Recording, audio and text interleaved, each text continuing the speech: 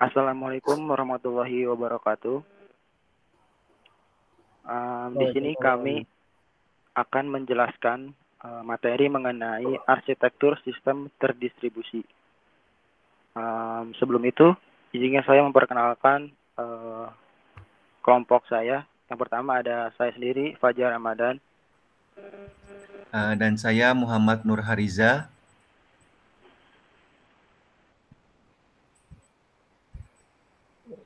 Saya Haidar.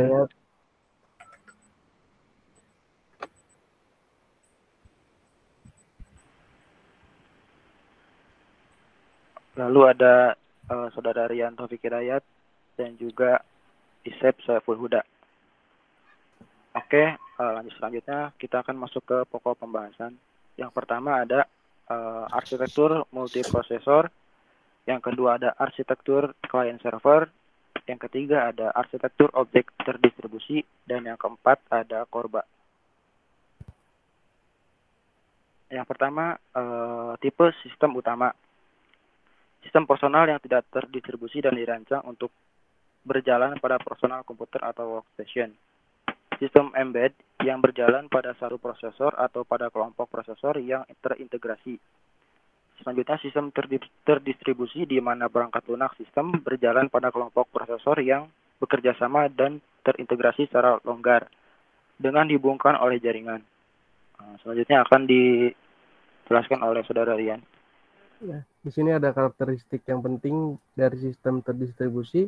Yang pertama ada pemakaian bersama sumber daya, yang kedua ada keterbukaan, yang ketiga ada konkurensi, yang keempat ada skalabilitas, yang kelima ada toleransi kesalahan, dan yang keenam ada transparansi. Nah, lalu selanjutnya sistem terdistribusi memiliki beberapa kerugian. Yang pertama ada kompleksitas, yang kedua ada keamanan, yang ketiga kemampuan untuk dapat dikendalikan, dan yang terakhir tidak dapat diramalkan. Lalu ada dua tipe generik arsitektur sistem terdistribusi. Yang pertama arsitektur client server, yang dimana sistem dapat dianggap sebagai satu set layanan yang disediakan untuk klien yang memakai layanan ini.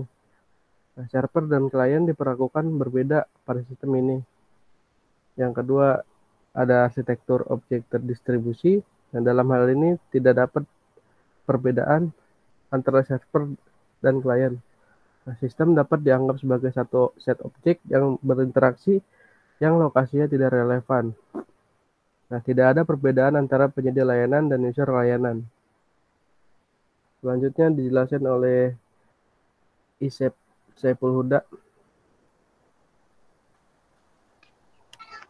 Oke, selanjutnya yaitu arsitektur multiprosesor. Model sistem terdistribusi ini yang paling sederhana adalah sistem multiprosesor, di mana sistem ini terdiri dari sejumlah prosesor yang dapat berjalan pada beberapa proses yang terpisah. Sistem-sistem ini mengumpulkan informasi, membuat keputusan, dan menggunakan informasi ini. Kemudian mengirim sinyal ke aktuator yang memodifikasi lingkungan sistem. Next. Yang kedua ada arsitektur client server. Pada arsitektur client server, suatu aplikasi dimodelkan sebagai satu set layanan yang disediakan oleh server dan satu set klien yang memakai layanan-layanan ini. Klien perlu menyadari keberadaan server yang tersedia, tetapi kita biasanya tidak mengetahui keberadaan klien yang lain. Klien dan server adalah proses yang berbeda. Sistem klien server yang merupakan model logika dari arsitektur klien server terdistribusi. Next. Kemudian yang ketiga ada arsitektur objek terdistribusi. Pada model klien server sistem terdistribusi, klien dan server yaitu berbeda. Klien menerima layanan dari server dan tidak dari klien lainnya. Server tidak bertindak sebagai klien dengan menerima layanan dari server lain, tetapi klien tidak meminta layanan dari klien.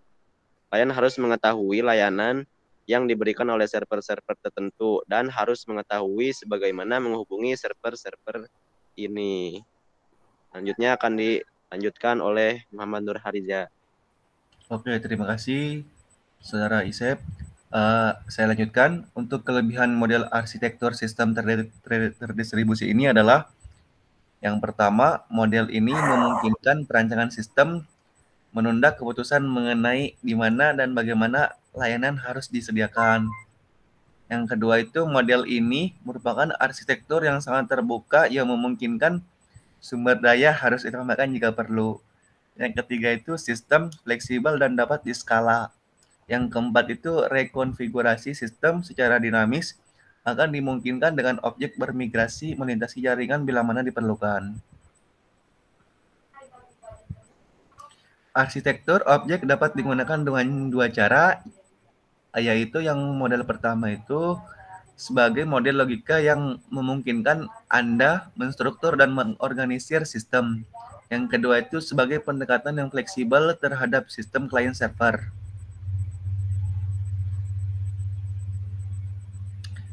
Arsitektur objek terdistribusi merupakan arsitektur yang cocok untuk tipe aplikasi ini dan bukan arsitektur client server. Ada 3 alasan, yaitu alasan pertama, tidak seperti ATM, model logika sistem bukan salah satu penyedia layanan di mana terdapat layanan manajemen data yang nyata. Yang kedua itu cara ini memungkinkan jumlah database yang diakses bertambah tanpa mengganggu sistem. Yang ketiga itu arsitektur ini memungkinkan tipe hubungan yang berbeda ditambah dengan menambah objek integrator baru. Selanjutnya akan dijelaskan oleh Saudara Haidar. Silakan.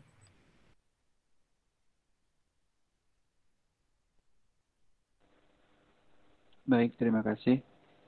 Yang selanjutnya adalah Korba. Dua standar bagi middleware untuk mendukung komputasi objek terdistribusi, yaitu Korba dan DCOM.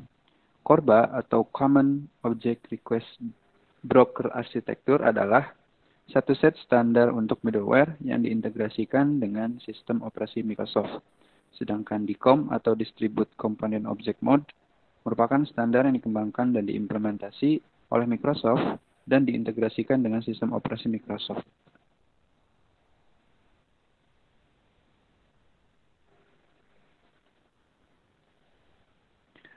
Lalu ada 4 utama untuk standar Korba, yaitu model objek untuk objek aplikasi di mana objek formal. Yang kedua, Object Request Broker atau ORB yang menangani permintaan akan layanan objek. Yang ketiga, satu set layanan objek yang merupakan layanan umum dan mungkin diperlukan oleh banyak aplikasi terdistribusi. Dan yang terakhir adalah satu set komponen umum yang dibangun di atas layanan-layanan dasar yang mungkin dibutuhkan oleh aplikasi ini.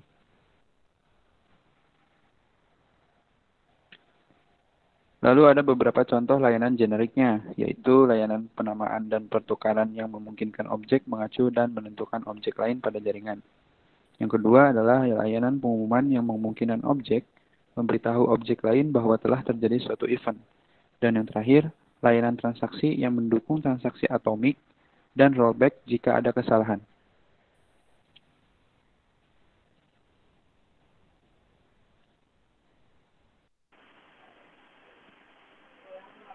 Ya, mungkin cukup sekian yang dapat kami sampaikan.